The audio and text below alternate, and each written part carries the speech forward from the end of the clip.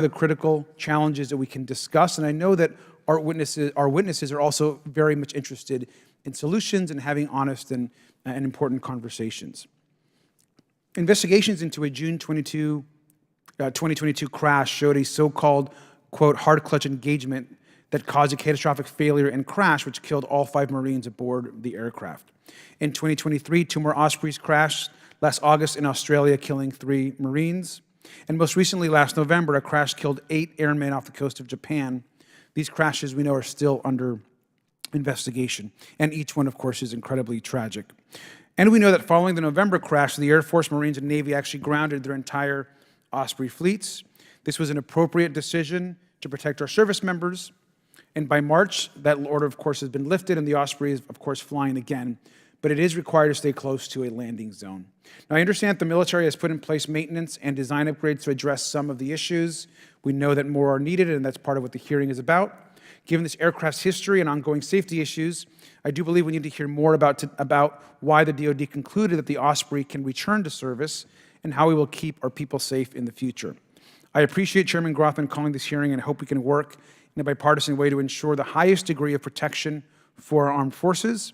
Only through continued congressional oversight can we protect the men and women who have chosen to serve our country.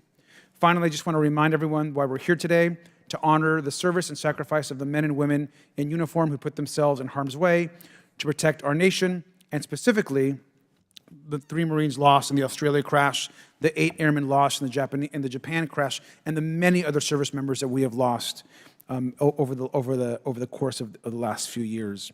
Now, Chairman Grothman, I ask for unanimous consent to enter each of those names into the record today. I've provided a list. Yes, so done. Well, thank you, Mr. Chairman, and I want to yield back. Okay, I'm pleased to introduce our witnesses here today. From left to right, Mr. Peter Belt, performing the duties of Assistant Secretary of Defense for Readiness, come over from the Pentagon. In this capacity, he's the Principal Advisor to the Secretary of Defense and Undersecretary of Defense for Personnel and Readiness. Next, we have Vice Admiral Carl Chibi, the Commander of Naval Air Systems Command. He's a skilled fighter pilot and has served in several operational capacities. He's also had an array of program management experience on various air platforms. And finally, Mr. Gary Kurtz is the Program Executive Director for Air Anti-Submarine Warfare, Assault, and Special Mission Programs.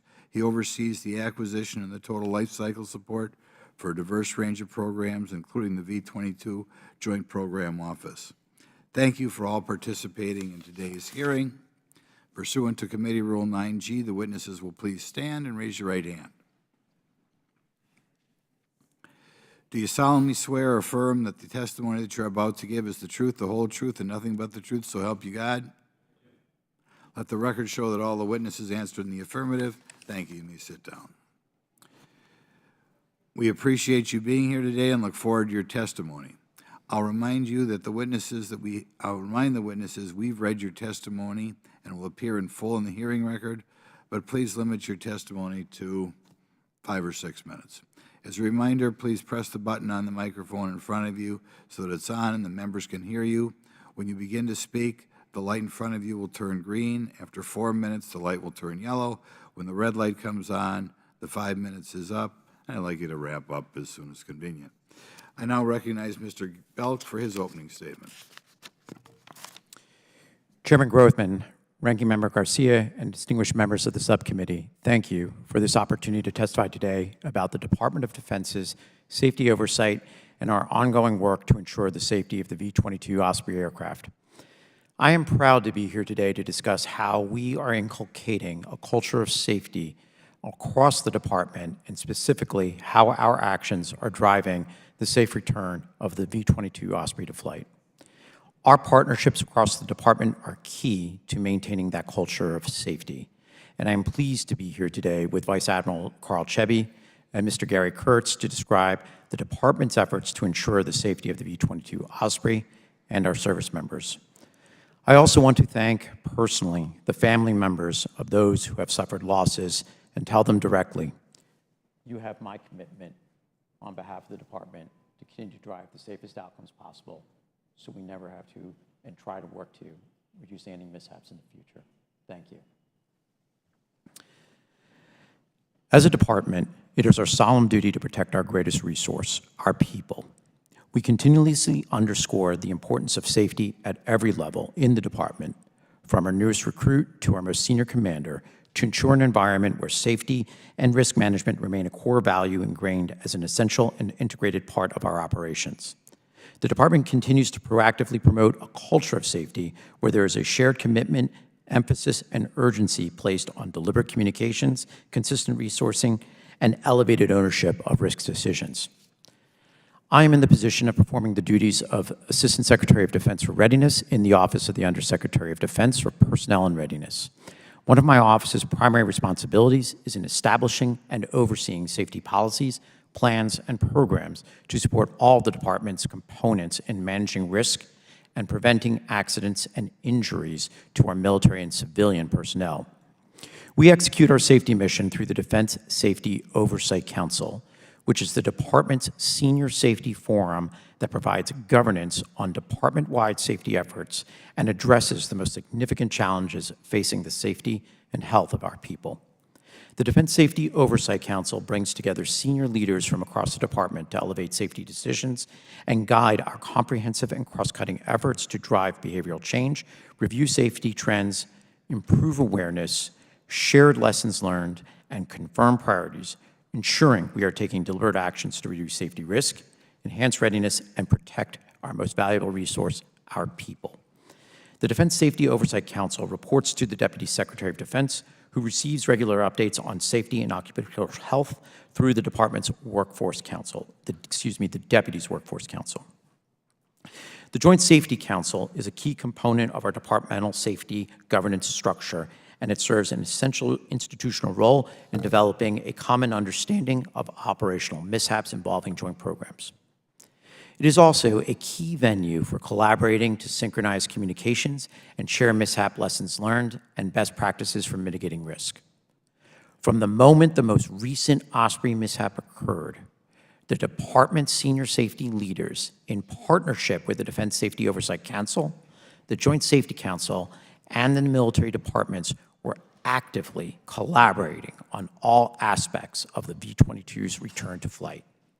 The department will continue to collectively leverage our robust safety governance processes to maximize our collaborative approach for improving safety-focused outcomes.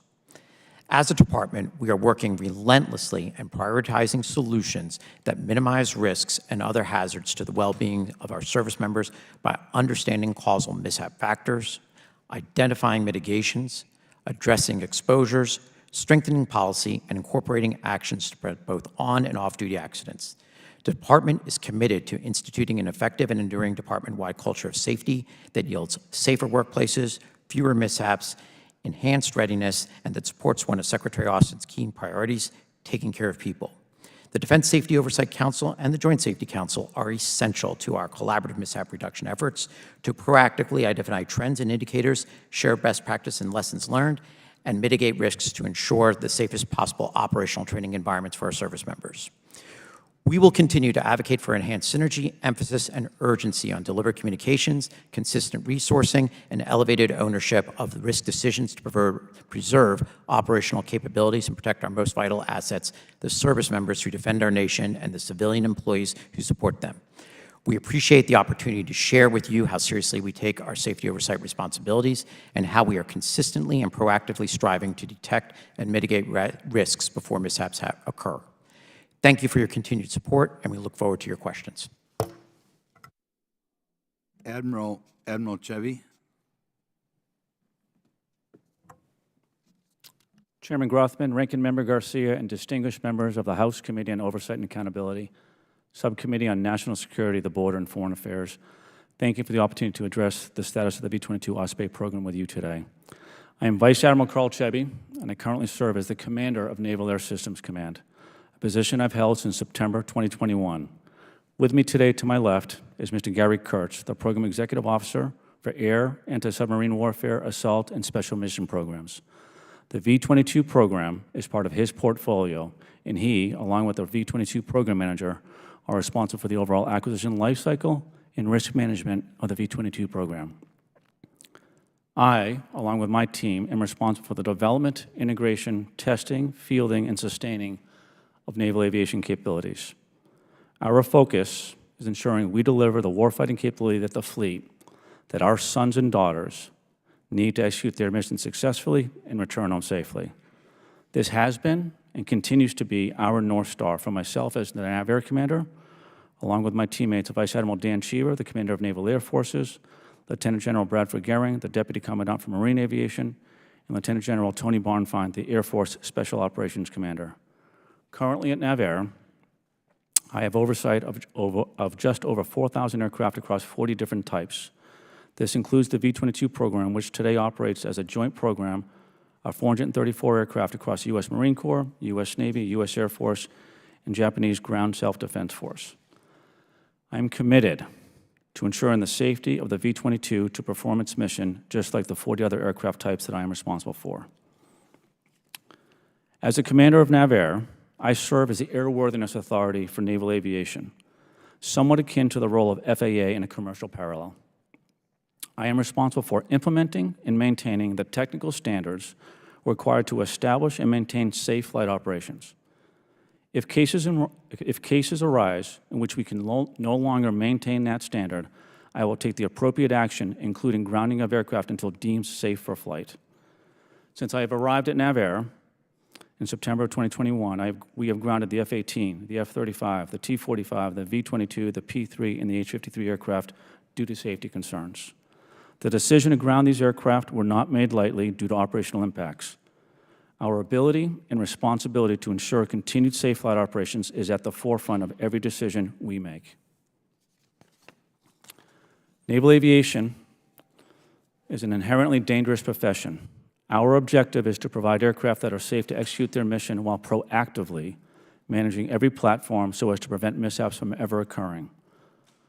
Throughout the life of a program, we continuously assess program risks based on engineering and test data, quality reports, manufacturing data, fleet feedback, and mishap investigations.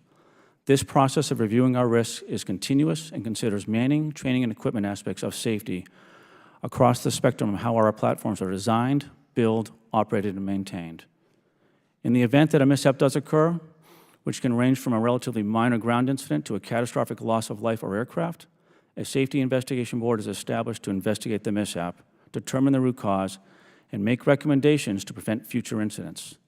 The safety board is comprised of experts across all required technical competencies so that we reach a full understanding of what happened, how it happened, and what we can do to prevent the event from ever occurring again.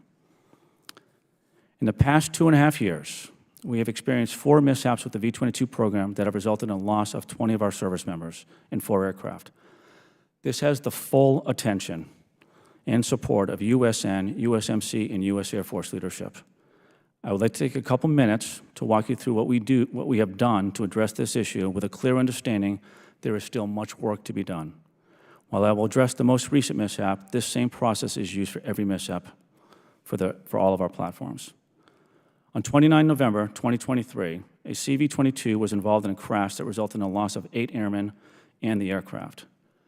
As a result, the AFSOC commander immediately established a safety investigation board to investigate the mishap that included experts from the Navy, the Air Force, and industry. On 6 December 2023, data was presented to myself that indicated that the platform had experienced a catastrophic material failure that we have never seen before in the V-22 program. Based on that data, I made the decision to ground all V-22s until we understood the failure mode and we could safely return the aircraft to flight. Over the next couple months, service aviation leadership engaged with the safety board president to review the mishap investigation findings.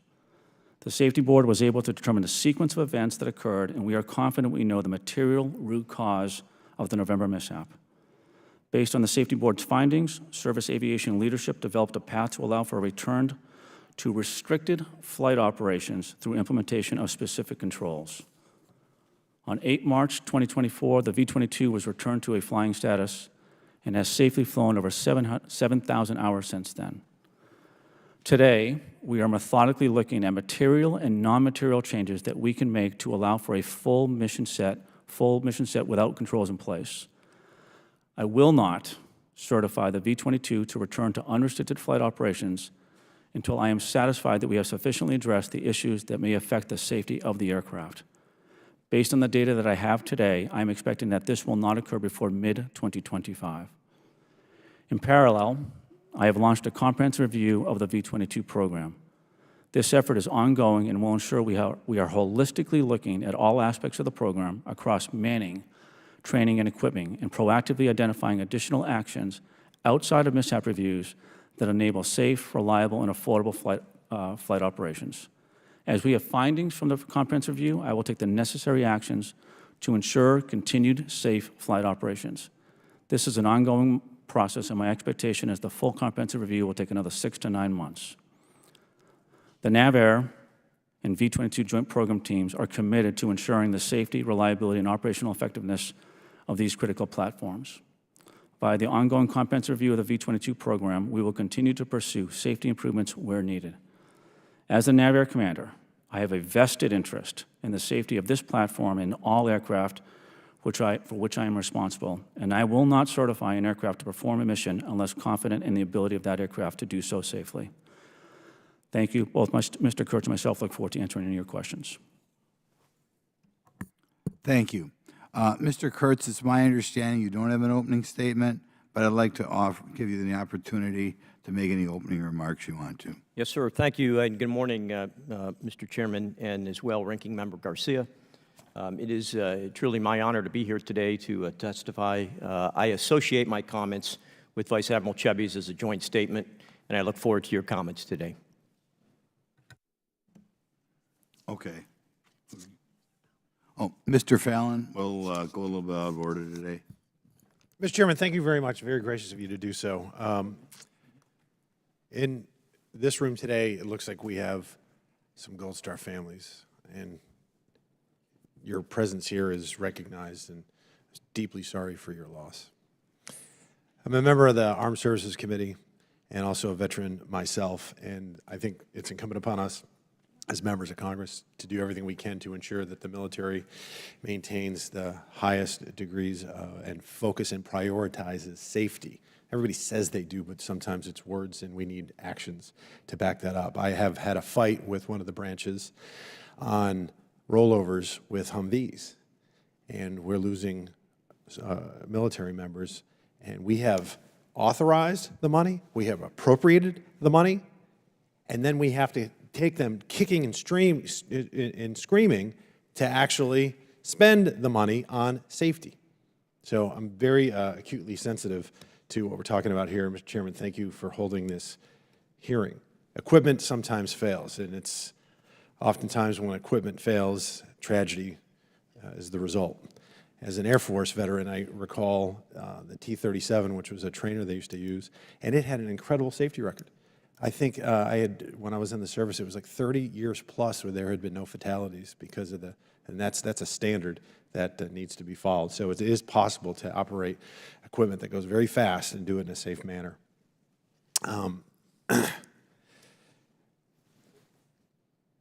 Admiral, has the DoD been actively using information from the safety investigations in the Osprey crashes to determine modifications to improve the system?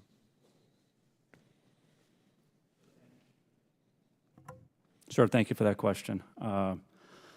As I mentioned in my statement, we use data continuously through the life of a program to identify the risks that are for that platform. More importantly, to make sure we identify the controls and the mitigations that we can put in place to minimize or to eliminate that risk from ever occurring with the aircraft.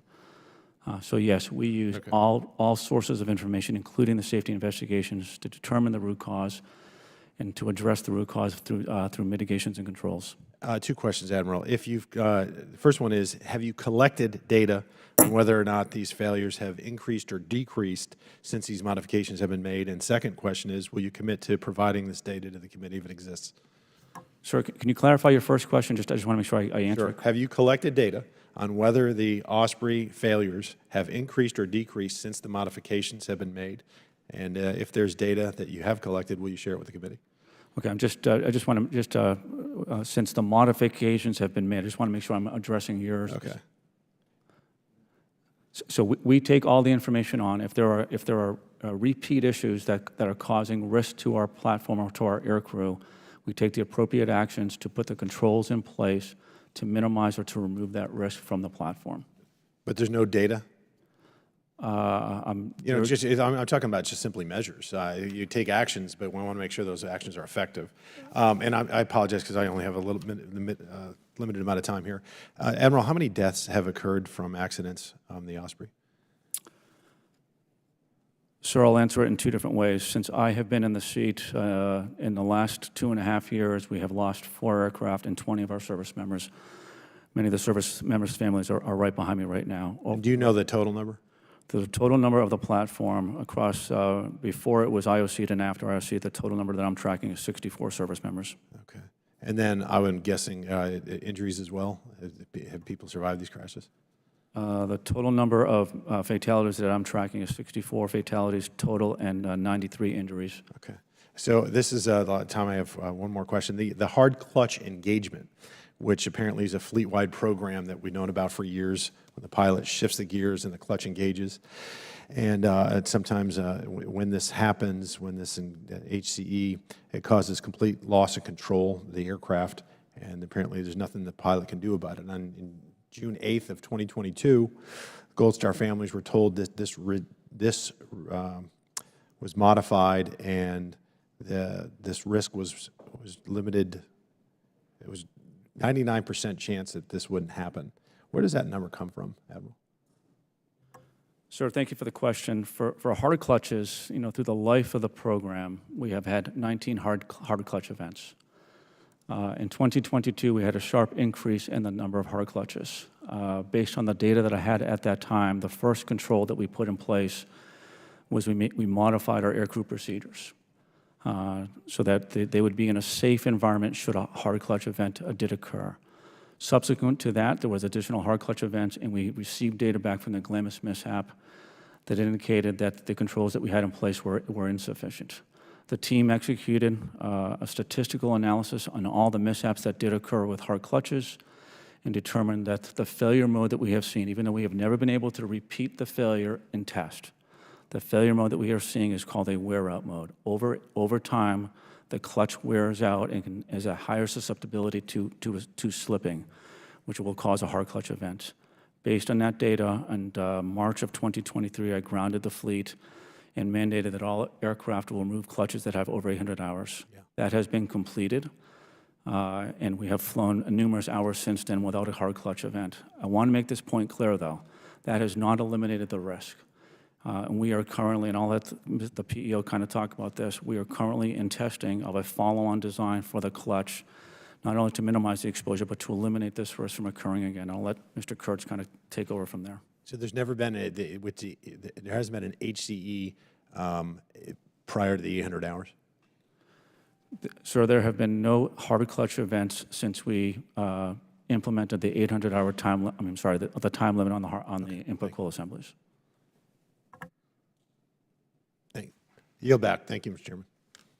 Okay, Mr. Garcia. Thank you, Mr. Chairman. Again, thank you to our witnesses. Admiral, just to make sure that we're on the same page, what is a Class A accident, and what is the current Marines Class A accident rate per 100,000 flight hours? A Class A mishap is determined loss of aircraft, loss of life, or a certain dollar amount to repair the aircraft is how it's defined. I don't have the dollar amount in front of me, but I can get that back to you. And what is the accident rate per 100,000 flight hours?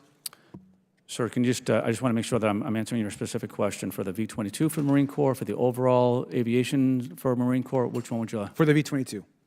The V-22 overall mishap rate across all 3 services is 4.1 mishaps per 100,000 flight hours. For the U.S. Marine Corps, it is 3.29 mishaps per 100,000 flight hours. And if you separate the current Marines Class A accident rate and the current Air Force Class A accident rate per 100,000 flight hours, including the November 2023 crash, there is a difference. Is that correct? Yes, sir. There's a difference between the Class A mishap rate between the U.S. Marine Corps and the U.S. Air Force. And do you get a sense of why there's a discrepancy there, or why that exists?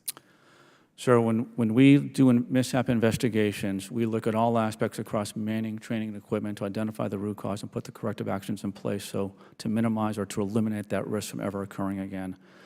With the specifics on why the U.S. Air Force V-22 mishap rate is higher than the U.S. Marine Corps, I think that's a question the U.S. Air Force needs to take on. Well, I just want to note, I think this is an important discrepancy. And I think it's one that should be investigated and discussed more openly. And there is clearly a difference in discrepancy between both the Air Force and the Marines. And so I understand, I appreciate your answer, but I just, for the record, Mr. Chairman, I think that that's something that needs to be addressed. And certainly I look forward to more answers on. Thank you for that. Admiral, is there any reason to believe tilt rotor technology is any less safe than traditional fixed wing or rotor aircraft? Sir, thank you for that question. I'll answer from my capacity as airworthiness.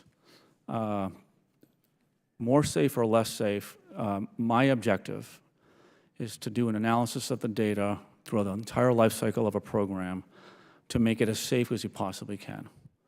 So whether or not one is more or less safe, it's interesting, but what I'm focused on is increasing the safety posture across all of our platforms and eliminate mishaps to the max extent possible by proactively managing each one of our aircraft. I appreciate that. And obviously, I'm not an expert on the aircraft safety, but certainly I slightly maybe have a different perspective. I think that, if there is a difference and something is more safe or less, if I actually think that matters and should be taken into consideration as we are making these assessments. Yes, sir. Admiral, are you confident that the current restrictions on aircraft operations are adequate? Sir, thank you for that question. Yes. Okay. It was a very deliberate, methodical, data-driven process that we went through. We fully vetted, we understood exactly what occurred on the most recent mishap. We fully vetted the controls that we put in place.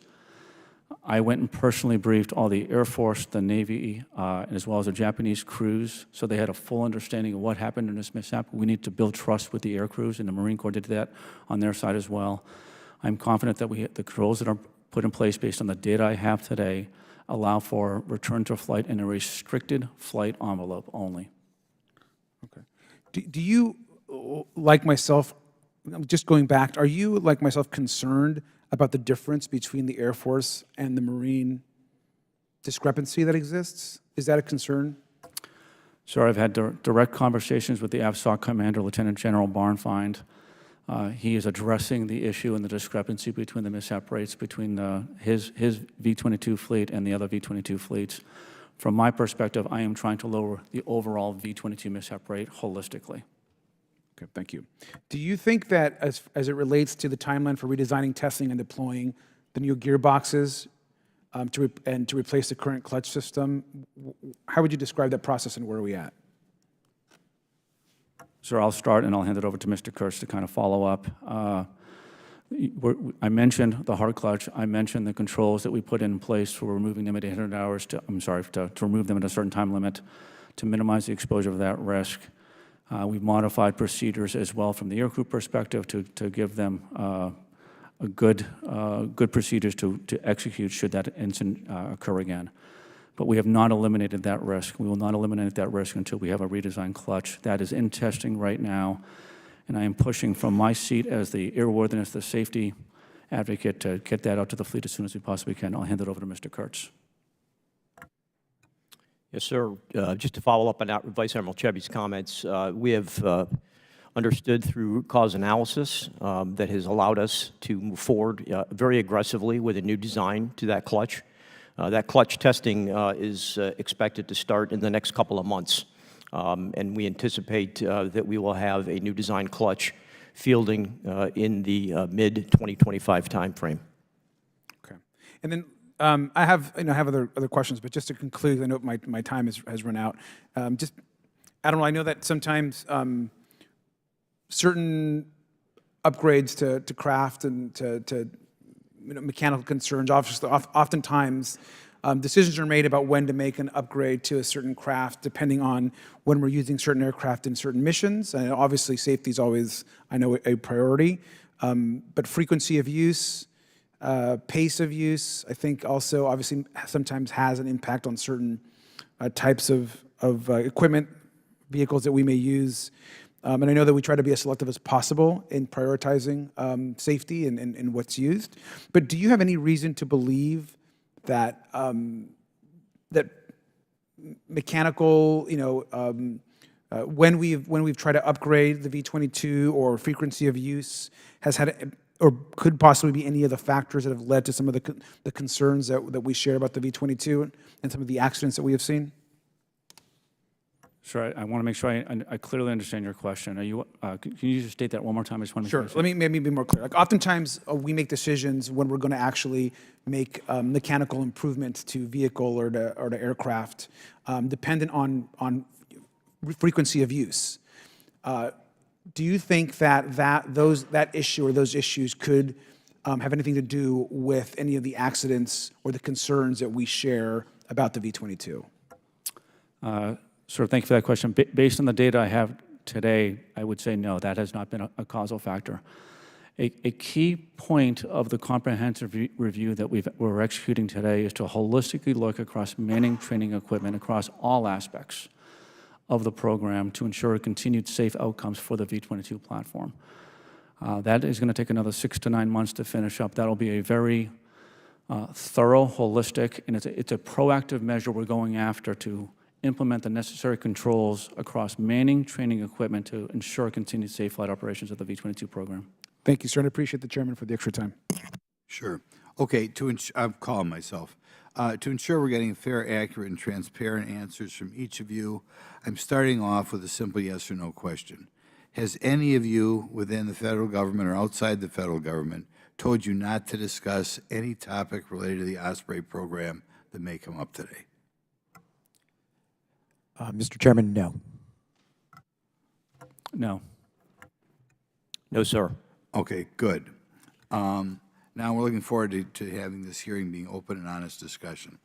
Admiral Chevy, can you please explain why Class A aircraft mishaps are, or what Class A aircraft mishaps are, and what criteria is involved in determining if an aircraft crash qualifies as a Class A mishap?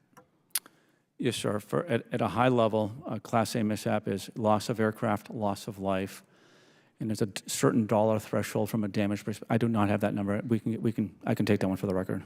Okay, you've testified that there are many more mishaps in the Marines, in the Navy, and the Air Force, correct? Sir, I've testified. I'm sorry. I just want to make sure I'm. There have been many more mishaps, per hours flown in the Marines than the Navy or the Air Force, correct?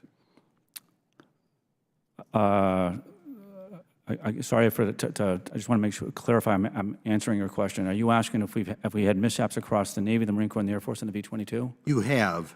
You have, correct? Yes, sir. Yes, sir. We have had Class A's through D's across the different services with the V-22 program. Right, and many more in the Marines expectation than in the Navy, correct? Sir, I would not characterize as many more. The reason we establish a mishap rate, it's per 100,000 flying hours. Right. The Marines have many more aircraft, have flown many more hours than the Navy has so far. I would caution us all to make sure we're having apples to apples comparison, and that's why we try to normalize it per 100,000 flight hours. Okay. I'd like to enter into record an email committee staff received from DoD personnel without objection, so ordered. The email says, and I quote, "As for the command investigations, not all Class A mishaps have command investigations. Over the past 5 years, there have been 2 command investigations related to a V-22 Class A mishap." Admiral Chevy, can you explain what a command investigation is? Sir, if you're allowed, I'd like to get Mr. Bell to kind of answer this question. Okay. Mr. Chairman, thank you for your question. So a command investigation is undertaken in different ways by the different military departments, largely to get after a set of facts and potentially determine what, if any, additional actions need to be taken at that point, whether that has to do with matters of accountability or matters of remedy given a particular set of circumstances. I'm going to jump in here. I'm trying to understand how the department can accurately determine issues with the Osprey aircraft maintenance or personnel that may have caused a mishap if there's not an investigation done with every single Class A mishap. Why is an investigation not done every time? Let me jump in there. So with that question, for every Class A mishap, there is a safety investigation board that is conducted, where we have full unfettered access to all the data, so we can holistically look at the program, what caused this issue, and more importantly, what controls can we put in place to minimize or eliminate this risk from ever occurring again in the future. Every Class A has a mishap investigation. Okay. Now, you have command investigations and safety investigations. Can you give us an example of something that would be included in a safety investigation, not included in a command investigation? Can I give an example of something that will be included in a safety investigation Right. or not? It would be privileged data, so it would be an analysis. It would be potentially some statements from witnesses. Those would be kind of a couple examples of things that would not be in the command investigation, Okay. but that we want access to during the safety investigation because we need Right. to understand. Okay. So there's more stuff available in a safety investigation, right? Yes, sir. And are they they're not publicly made available, correct? That is correct, sir. Okay. This is for Mr. Belk. As you know, the committee sent a letter to the Secretary of Defense, Lloyd Austin, in December, asking for documents and information related to all mishap investigations. To date, the department has refused to share the safety investigations with this committee, despite numerous offers to review the safety investigations in a sanitized manner or in camera as an accommodation. Why has the department refused to provide access to these reports? Congressman, thank you for your question. So the department remains committed to being transparent and sharing information related to any of these mishaps, and we do so largely at the conclusion of our command investigations, which we do provide to the Congress upon request and upon circumstances.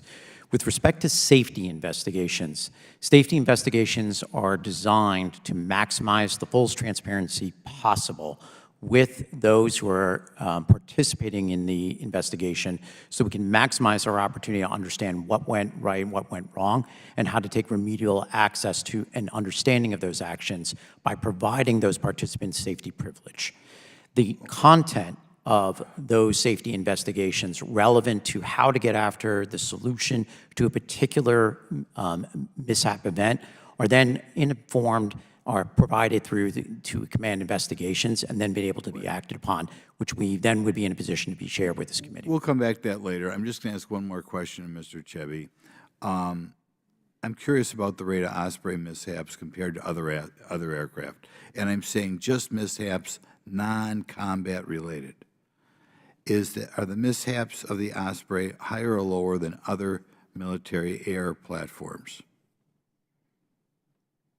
Non-combat. Sir, I'll just, for most of them, we had this discussion yesterday about combat versus non-combat. Most of our mishaps occur in non-combat mission sets. We train like we fight, and so we train in very realistic environments, and we want our aircrew to train in that environment.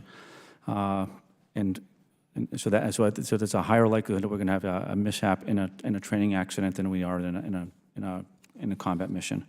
With regards to your specific question, the overall mishap rate across all the systems, all the platforms of the V-22 is 4.1. The Marine Corps is slightly higher than their overall mishap rate. The Air Force is higher than the mishap rate, and the U.S. Navy right now is slightly lower than their mishap rate across the other platforms. Again, I just want to reiterate. Yeah, I'm not thinking I'm getting the answer I want, but we're well over my time. So. Yes, sir. Thank you, Mr. Chairman. The V-22 Osprey, like all military aircraft, is only as good as it is safe.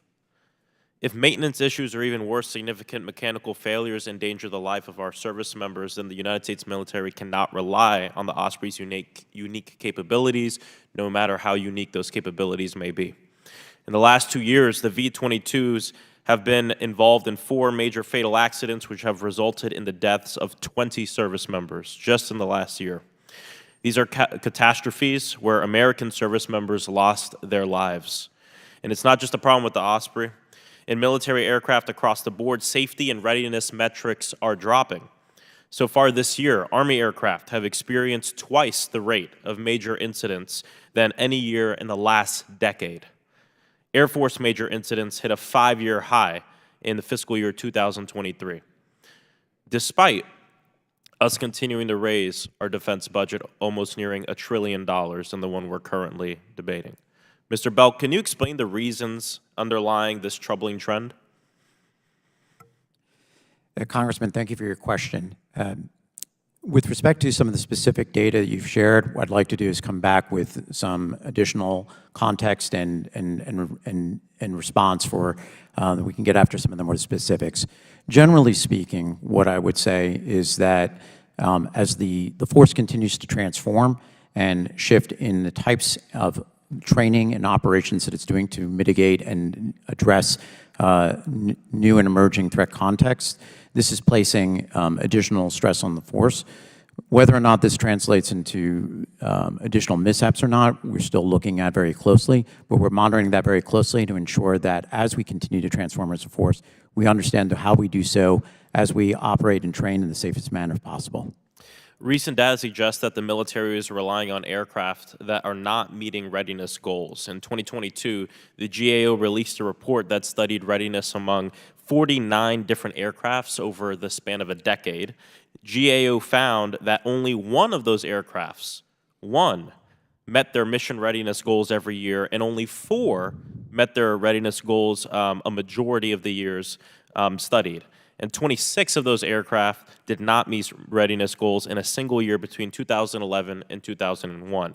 This trend is both alarming and unacceptable. I understand that the V-22 has now been approved to return to limited operation, despite there being no clear conclusion of the investigation of the most recent crash. So, Mr. Belk, what did the DoD learn about the accident in its return to flight assessment, and how exactly does that differ from the initial crash investigation? So, Congressman, if I understand the question correctly, we learned, and I would say when I say we in OSD, we in the with the military departments, learned rather contemporaneously about the incident that we're talking about in November. In terms of the approach, we take and I'll defer to Admiral Chevy to speak to some of the specifics on how we conduct upon notification of a mishap at a military department or service level. What I would say is that from my perspective, we approach this particular incident with the same level of rigor and care and consideration in terms of how to get after the fundamental understanding of the events that transpired and led to the incident, and then the mitigation steps that need to be taken as we learned information to ensure the continued safest environment, operating environment, and training environment for our service members, and then what, if any, steps to include the stand down that Admiral Chevy alluded to continue the safest environment possible. Yeah, I mean, Lieutenant Colonel Eric Cranford, the squadron commander where the most recent crash occurred, stated, quote, "We're looking at 750,000 flight hours of history making data-driven decisions," end quote. And so what we're looking for is more transparency in terms of this data. We want to know what y'all are finding out from it, because transparency equals heightened scrutiny, and we need the heightened scrutiny right now as we've lost 20 service members in 1 year. So, Mr. Belk, your job is to ensure the readiness of the total force. So where does the fault lie for the mission readiness failures that GAO identified, and will you take responsibility for addressing them? So, Congressman, I can assure you that the department at every echelon and every level takes very seriously matters of accountability upon understanding the facts and circumstances around a particular event, and then what, if any, steps need to be taken to either hold organizations or individuals accountable for errors or or actions that need to be held accountable for. So upon understanding those circumstances and learning those events, you have my commitment that we will continue to do those things that need to ensure that accountability is meted out and addressed upon learning about the specifics in those instances.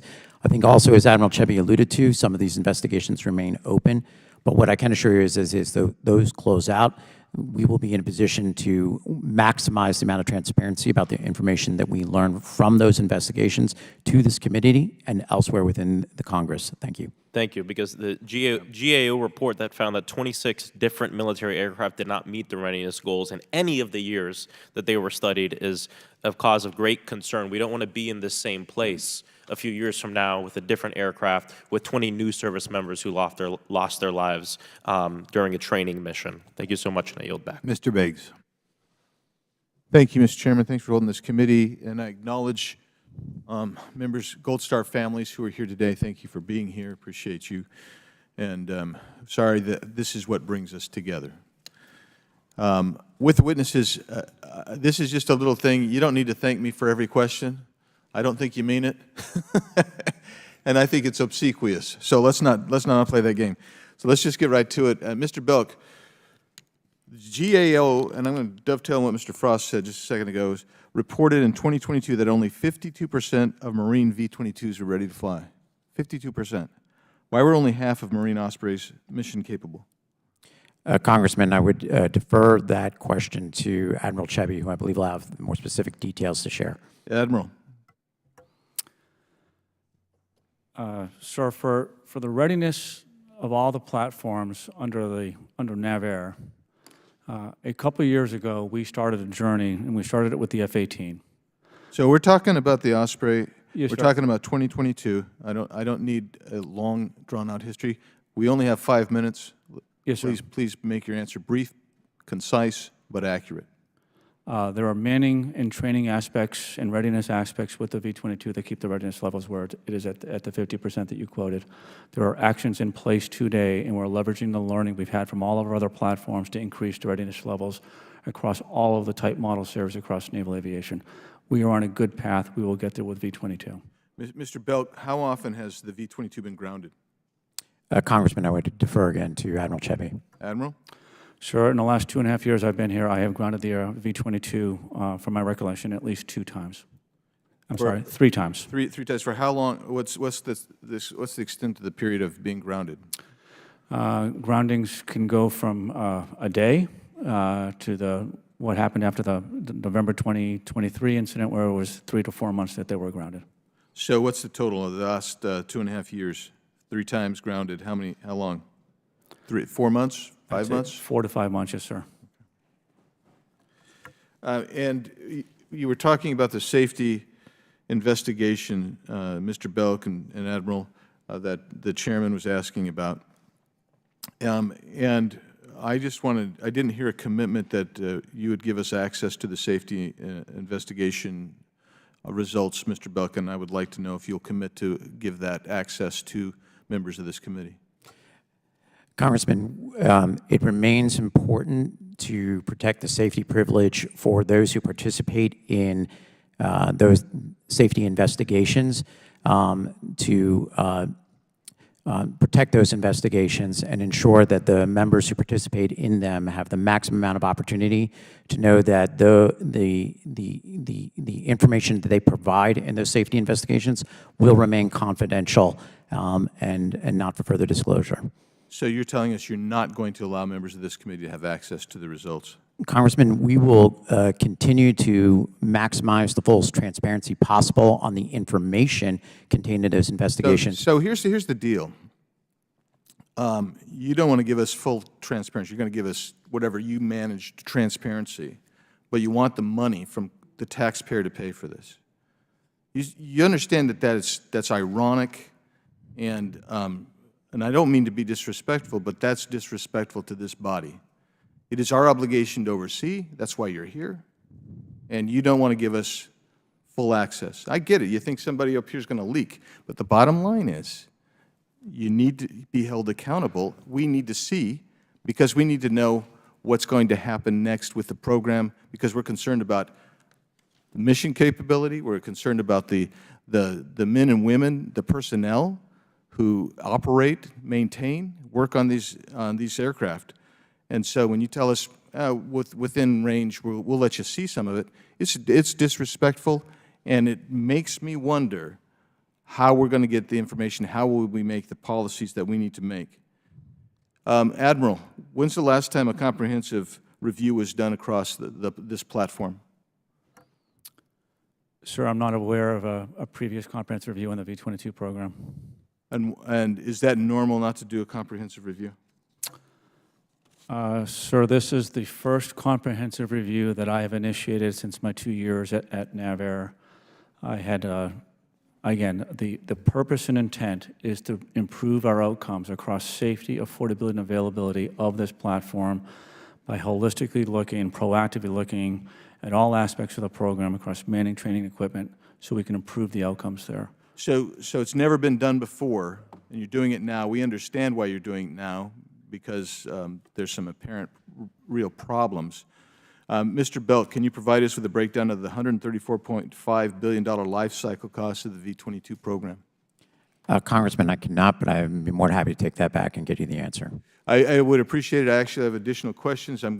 My time is long expired, but I would, again, Mr. Belk, urge you all to give us access to the safety investigations. I think it's important for us to be able to make policy that way. And with that, Mr. Chairman, I'll yield. Thank you. Mr. Lynch. Thank you, Mr. Chairman. I want to thank the witnesses for being here to help the committee with its work. I especially want to thank the Gold Star families who are in the audience here today. It is really, really important that you are here. I hope you realize that it is not only a demonstration of loyalty and love for your loved ones, but it's also important to others who serve and who may be put in an equally risky situation as your loved ones. So I thank you doubly for you being here today. Just to make sure we all understand, in March of 2022, a Marine Corps V-22 Osprey assigned to Marine Medium Tilt Rotor Squadron 261 crashed during a training flight in Norway, killing 4 Marines. In June of 2022, 5 U.S. Marines from Camp Pendleton were killed during a routine flight operation in California. In August of 2023, 3 Marines from Marine Rotational Force Darwin, a force that I traveled to Darwin, Australia, and met with them. They were killed in Osprey, in an Osprey crash in Australia. And in November of 2023, a U.S. Air Force Osprey carrying 8 airmen assigned to Yokota Air Base in Kadena Air Base crashed off the southern coast of Japan during a routine training mission, killing all 8 service members on board. Look, I understand the value of this aircraft. I understand, especially the many CODELs I've done to Africa, the ability, to with the few landing areas where we have there, few airfields that we have here, the ability for a rotational, for a rotor landing. I understand that, and the need to move personnel quickly, but this repeated drumbeat of fatalities is totally unacceptable. And look, the lives of our young men and women that are perishing on this aircraft have long passed the level of which a comprehensive review should have been instituted. I'm embarrassed. I'm embarrassed as a member of this committee that this is the first comprehensive review we've done, given the fact that since the year 2000, we've had 54 U.S. service members killed and many, many more injured because of the structural deficiencies in this aircraft. Mr. Kurtz, you mentioned earlier that we have a rework being done on the clutch.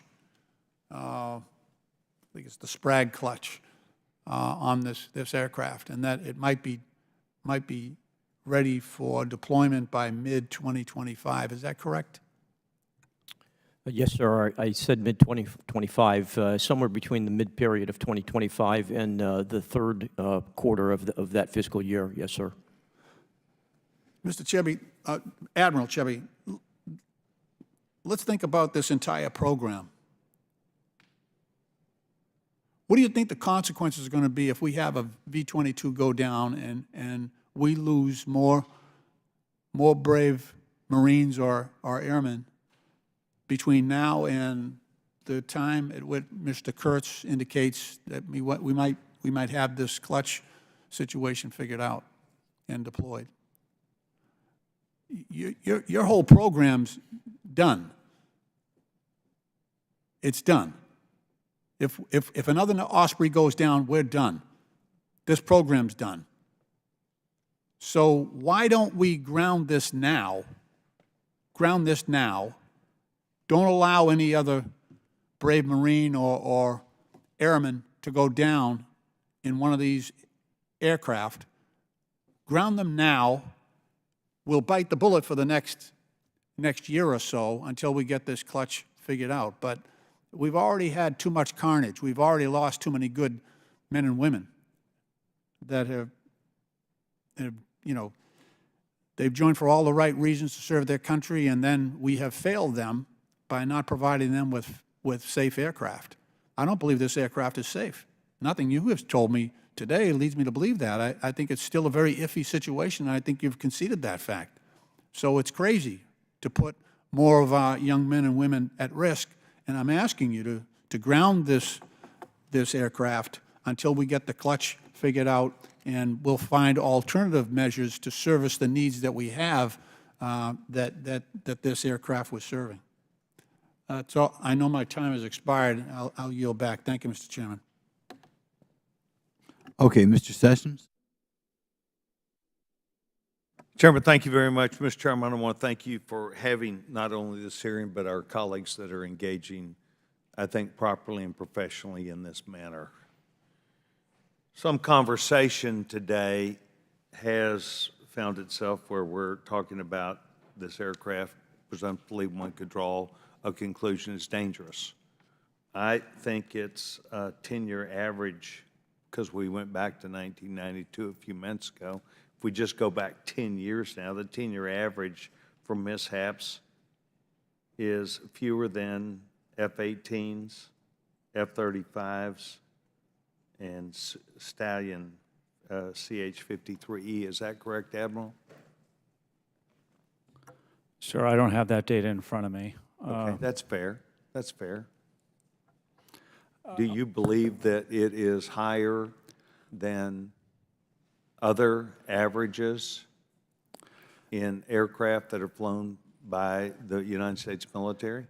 Sure, the data that I have in front of me, the overall mishap rate for the V-22 across the three services in Japan is at 4.1 mishaps per 100,000 flight hours, which is above the average rate of our other platforms across the military services on average. Is that a 10-year, or what figure is that? I'm sorry, I'm referring to a 10-year. Mine shows 3.28 per 100,000 hours, but yes, sir. I'm going to take your average, not mine. For the Marine Corps, it is, for the 10-year, the mishap rate is 3.28, 3.29. Okay.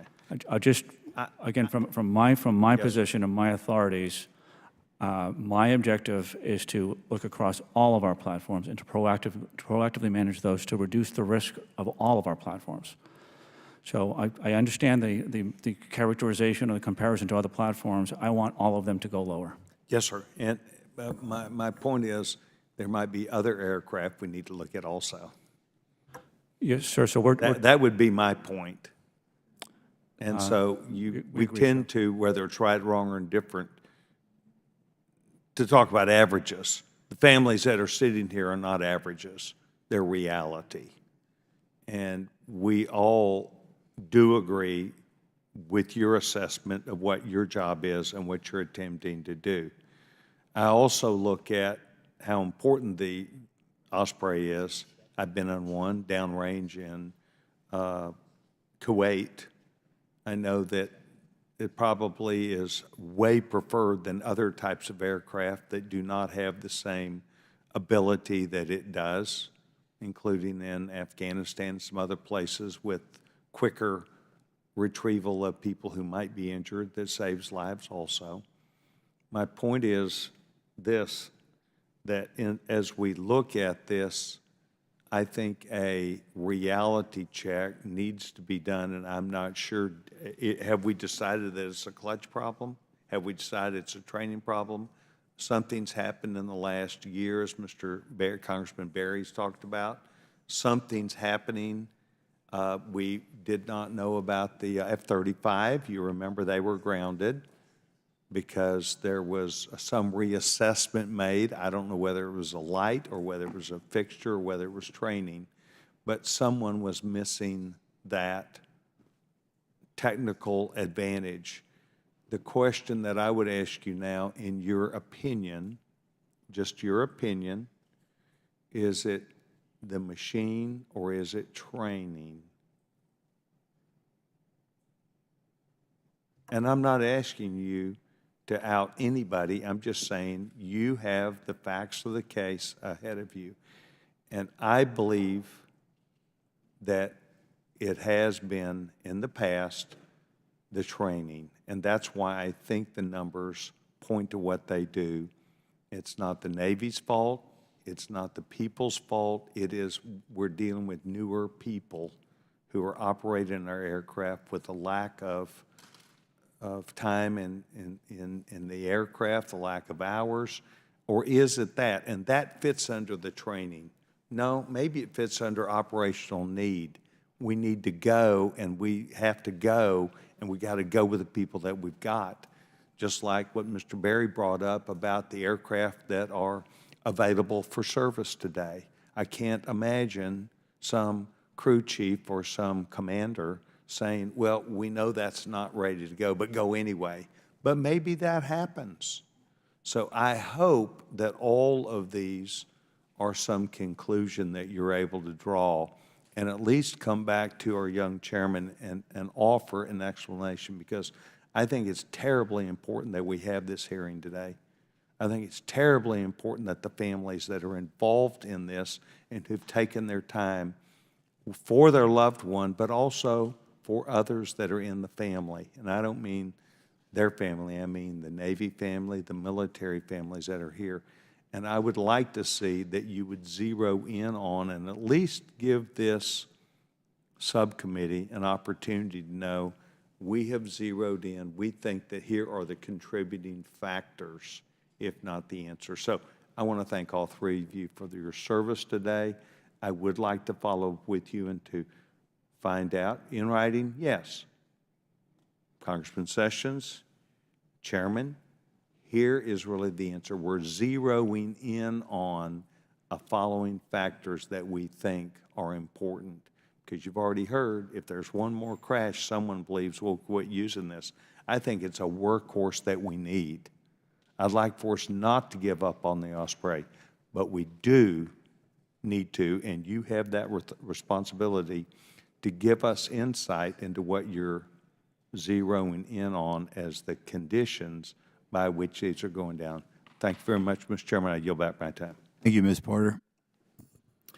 The DoD plans to buy 2,456 F-35s. And the F-35 is one of the most egregious boondoggles in the history of the Pentagon. But if we're going to buy more of those planes, we should at least make sure that they work. Mr. Belk, if an F-35 engine were to break down at sea on an aircraft carrier, what aircraft would the Navy use to transport that F-35 engine ashore to be fixed?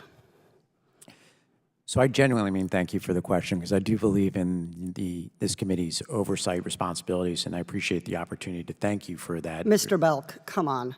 What plane would the Navy use to transport the broken F-35 engine? Congressman, I don't know the answer. I'm happy to take it back and get Thank you. the Vice Admiral Chebby, do you know the answer? And the question of what aircraft, the V-22 was designed as one of the requirements for the CMV-22 to So the CMV-22 would be used. It's essentially one of the Navy's two kind of tow trucks. Can the C-2 the other kind of tow truck that the Navy flies, can it transport an F-35 engine? To my knowledge, the C-2 cannot transport a F-35 engine. In that case, we would put additional spares on the aircraft carrier if we have to have it supported with the C-2. So Oh, you would put additional spares. Okay, I'm going to follow up on that. So the C-2 cannot pick up the F-35 engine because the engine's too large. So we'd use the CMV-22. So the military didn't have the common sense to make F-35 engines transportable by all of the tow trucks it owns. So we're going to use only one of them, the CMV-22. So, Admiral Chebby, why did you not see this coming? Why did you buy F-35s that your infrastructure can't handle? Ma'am, I'm here as the Naval Commander from an airworthiness perspective to talk about the safety of the V-22. I'm going to have to direct that question back to the appropriate personnel to address the Mr. question. Belk? Congresswoman, I'll have to take that back to the department. So you don't know why you bought F-35s for billions of dollars, and you don't have any airplanes, as we're about to see, that can actually pick up the broken engine and fix it. So on the CMV-22, which is the one plane that we can use to go get this broken engine, let's say that the F-35 engine broke down in the South China Sea while F-35s are engaged in securing our national interests from an increasingly assertive China. Do you know how far it would be to a fully capable maintenance depot, Mr. Belk? Congresswoman, I do not. Mr. Vice Admiral Chebby? Ma'am, can you clarify your question, please? An F-35 engine is broken down on an aircraft carrier in the South China Sea. How far is it to get that F-35 engine to a place where we can fix it? Ma'am, I'm going to have to direct it to the F-35 Joint Program Office to kind of answer that Okay, question. it is 7,200 miles to a small facility in Australia and 14,500 miles to a full-scale U.S. facility. And I'm sure the CMV-22 would not fly all that distance, but it needs to be able to pick up the engine and get it to the next airport where it can then be flown for repair. Admiral Chebby, how often is the CMV-22 mission capable? The overall mission capable rate, I do not have that in front. I'm not sure, Gary, if you have Mr. Kurtz? I don't have that information in front. Mr. Belk? Ma'am, do not have that information. Guys, you're here for a hearing on this very aircraft. Now, you've been deferring on the F-35, but the CMV-22 is what we're talking about here today. It's the Navy's version of the Osprey. So the data I've seen suggests that it can only fly 44% of the time. It costs $85 million per aircraft, and it can fly 44% of the time. That is absolutely absurd. So if the military has made fixing an F-35 engine that hard for itself, surely you have, as you mentioned, Admiral Chebby, spare engines that you can swap in when something goes wrong. Mr. Belk, has the DoD purchased spare F-35 engines? Ma'am, I do not know the answer. No, they have not. So it's going to be tough to put those on the aircraft carrier, Admiral Chebby, when you don't have any. So the only plan we have when an F-35 engine breaks down is to fly it thousands of miles. But to do that, the plane only works part of the time. Mr. Belk, how long, is the CMV-22 allowed to fly from the nearest airport? Ma'am, I defer that to Admiral Chebby. Admiral Chebby. Ma'am, the return to flight criteria was based on the data that All right, Admiral Chebby, 30 minutes. So often the CMV-22 doesn't work more than half the time. If it works, it's only allowed to fly 30 minutes from an airport. But these failures both leave the F-35 with broken engines stranded on aircraft carriers. And get this, we're still buying more of these incredibly expensive F-35 jets. And we're doing that knowing that we cannot fix those engines because the CMV-22 is a disaster. And by the way, you all want to buy more of those too. Admiral Chebby, do you stand by this state of affairs? Would you like to blame Mr. Belk or Mr. Kurtz? Ma'am, the F-35 Charlie readiness levels aboard aircraft carriers is above 90%.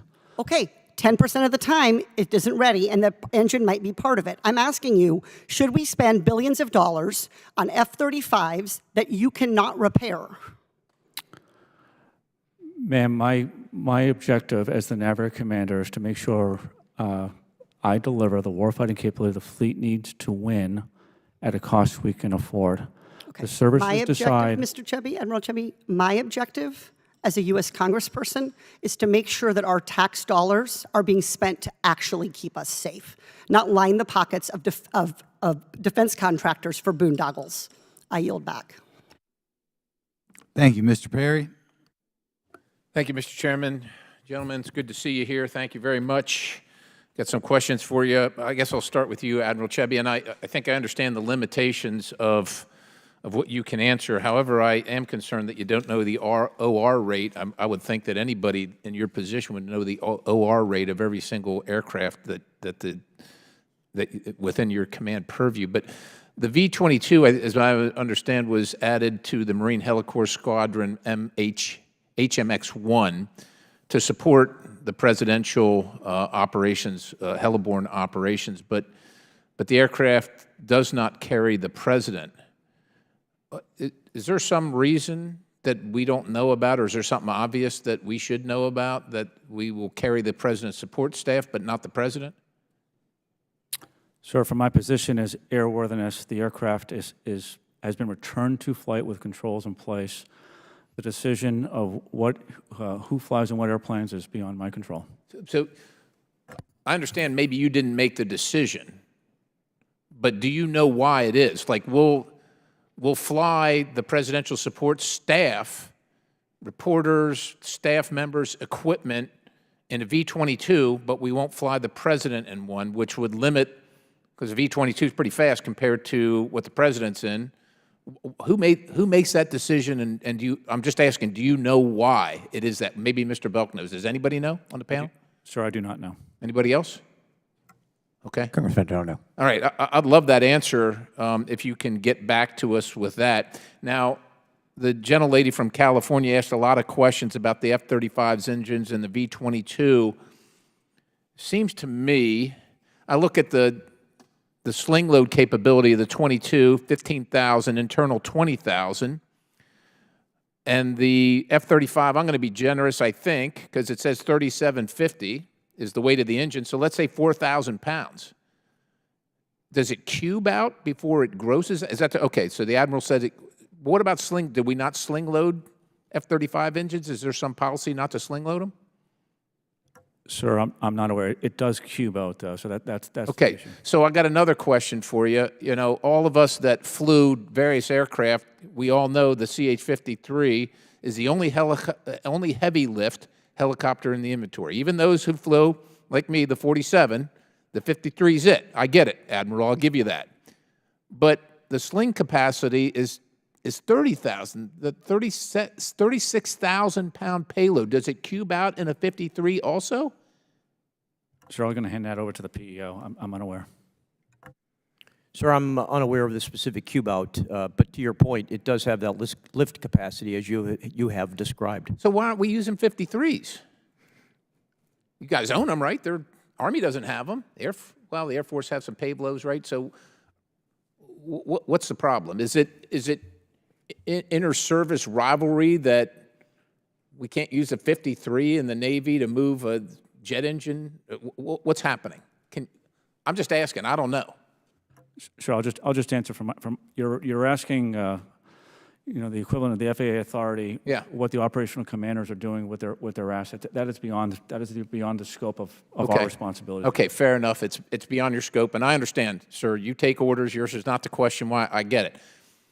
But for the sake of those who have died, and their families are sitting here behind you, that signed up, wanted to go support and defend their country and everything we believe in, and probably looked at the Osprey and said, this thing's awesome, man. I can't wait to get in it.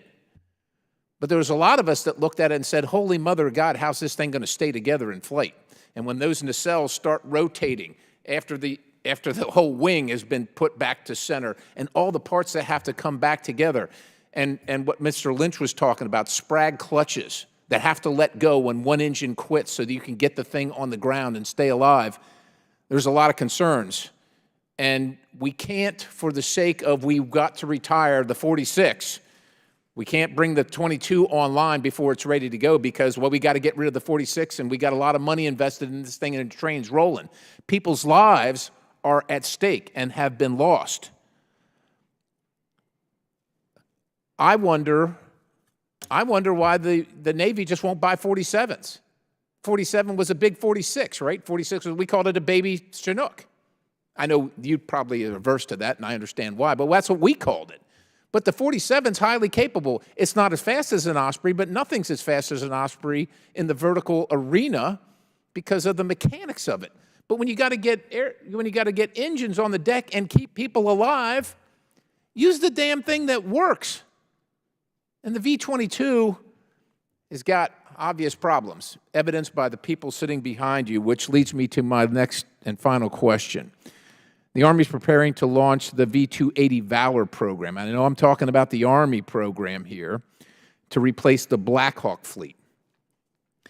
Now, we've learned a lot with the V-22, but apparently we haven't learned enough, whether it's like my good friend from Texas says, training, or whether it's the mechanics. Service members are dying, which is unacceptable. It's bad enough they die in combat, but it's unacceptable that they die either due to lack of training, complexity of the aircraft, or the aircraft itself. What lessons can any of one of you tell us that we have learned on the 22 that we're not going to replicate on the 280? Sir, certainly, as you reference, it's an Army program. It is not a program that I have insight into with regards to my portfolio, so I can't speak to where we are with regards to the V-280 and what the Army is currently doing at this time. What is the 22 going to be replaced with? Sir, I am not aware of, at this point, Admiral? at this time, the service and plans for replacement of the V-22. You're sure that the CMV-22 is, halfway through the production run, so it is a brand new aircraft. I'm not sure any plans right now are in place to replace the CMV-22. Well, I will say this, Mr. Chairman, and then I'll yield back. I get it, and it is expensive halfway through the life cycle, but if we can't get it right, at some point we have to acknowledge we just can't get it right. This thing shouldn't fly because it's too dangerous. We get the concept. We would love to do it. It's awesome to look at. When it's working right, it's awesome. But it's not working right enough to accept, and there are other acceptable alternatives. And oh my God, even though we're in the Navy, we'll put a different coat of paint on this damn thing and call it some kind of Navy term and fly this 47 instead, or maybe even better, 53, highly capable in the Navy's program. Let's use that and just say, look, we're not going to get there quite as fast because we don't have an Osprey, but we're going to get there alive, which is really damn important to the mission, and it's really important to the people that want to serve in the United States Uniformed Services, do their service, protect their country, but then come home safely to their families. With that, Mr. Chairman, I yield. Thank you. It looks like we've gone through everyone here, so I'll now yield to Ranking Member Garcia for your closing remarks. Thank you again. Thank you to our witnesses for being here and for your service. I think just a couple things. First, I think it's clear that our witnesses and I thank you, believe that there is use and an important mission for the V-22, and in obviously your work in trying to rectify the concerns and certainly assess opportunities to make the V-22 the safest possible vehicle is clear from your testimony. So I do appreciate it, and I thank you for that. It's also obviously decisions that have been made in keeping the Osprey in use, even during this period of time where we're still looking at trying to make it even safer, is a decision that you stand behind and that you have been vocal about here today. So I do want to thank you for that. But I just want to also just reiterate some of the concern that has been shared by my colleagues. I think clearly those of us here in the subcommittee, I think many of us spoke to our concerns about the V-22, about its safety, certainly about its use during this time where we're trying to make it even safer, and certainly about not having complete access to all of the safety information that members of the subcommittee would like to have. And so I just want to highlight those real concerns.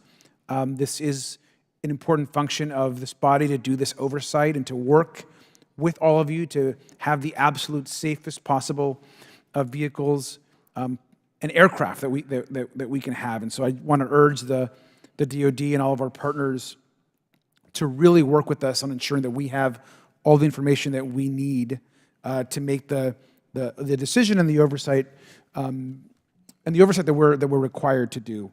I also just want to add as well that I think the difference of the rate of discrepancy that exists between the Air Force and the Marines, I think is a real problem. And I think that's something that we deserve answers on, and I think that it would be important to have some follow-up as to why that difference exists in the rate of accidents, and I think that's something that we discussed earlier, and I'd like to get more answers on that. Finally, I just want to the families, I really appreciate you all being here. I know how probably hard this is also for all of you to sit through, but I also know that not only do you want to honor your loved ones, but you also want a strong military that keeps every single person that serves safe, and I really appreciate that. So thank you all for being here, Mr. Chairman. Okay. I'd like to thank the families for being here again today. You being here is very important, because I don't think we want to drop this thing today. There were a surprising number of questions that I felt you guys didn't have answers to. Mr. Garcia brings up the difference between accidents rates in the Marines and the Air Force, and I don't see how we can really adequately address this unless we have a look at those safety investigations. So we're going to do follow-up that in some fashion, because I think we have to see that. You're not the first military group that's been before us. We've had the military before us in the past, and I always feel they should be a little more transparent. The military itself is not, the Department of Defense hasn't done an audit, which isn't your fault, in something like 30 years, which is kind of an insult to Congress. But in any event, I think we've established that we could get some more information. I mean, whenever I hear about one of these things going down, and it's happened intermittently over the last 30 years now, I guess, it always bothers me, because it's one thing to lose somebody in combat, but to lose somebody in a non-combat situation should be almost inexcusable. And it's something that you never see in the private sector. I realize, you know, what your guys are doing is a lot more technical, a lot more difficult than that. But nevertheless, it always bothers me, and I think there's something wrong with it. And it'd bother me a lot more if I was one of the folks sitting there behind you. So I'll assure you folks that we're not going to let this matter drop. For whatever reason, they're not giving us the result of the safety investigations, and staff has contacted them before, and they always turn them down on things that I think we should get. So the ranking member and I aren't going to let that drop.